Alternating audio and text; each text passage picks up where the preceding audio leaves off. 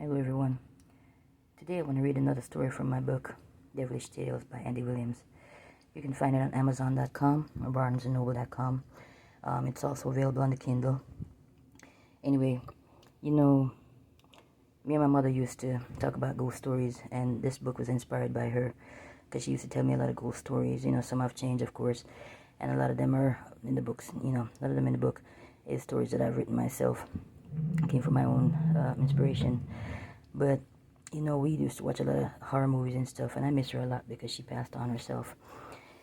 Me myself, I'm an army vet, and I did over 20 years aviation on and off, and I just graduated from school. I got an associate's now in information and technology. I'm looking for work.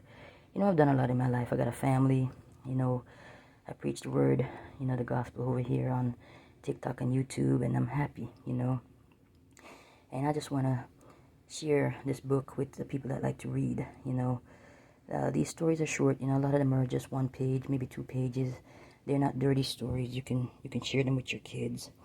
And they're not scary, But if you do like to read and you still want to pick up a book, it's a short book, as a matter of fact, very short. It's only got 74 pages, oddly enough, because people don't really read books like that anymore. People don't want to read a thick book sometimes anymore. Anyway, so here we go. This is called You Have to Walk Alone From Here. My mother died of cancer when I was 19, leaving behind 4 children, my 2 brothers and my sister, of which I was the youngest. Our father had passed away 6 years before that, and my mother was grief-stricken.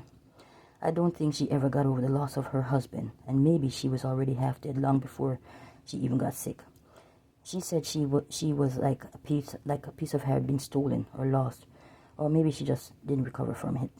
So when my mother had died, I was the one who was grief-stricken because I was the baby and I was the closest to her, and we had spent so much time together.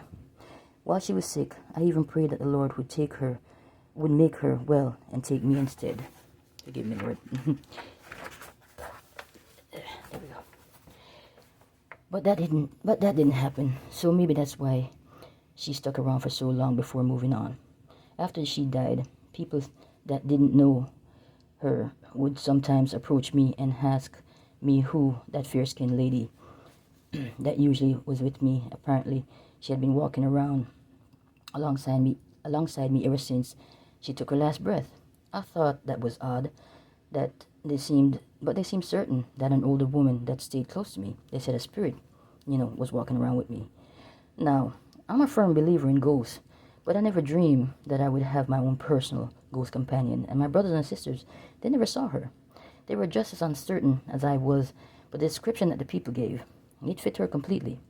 It had been her, I was kind of happy to know that she was still with me, but at the same time, I didn't want to keep her from moving on, but if that's what was meant to happen, it was meant to happen.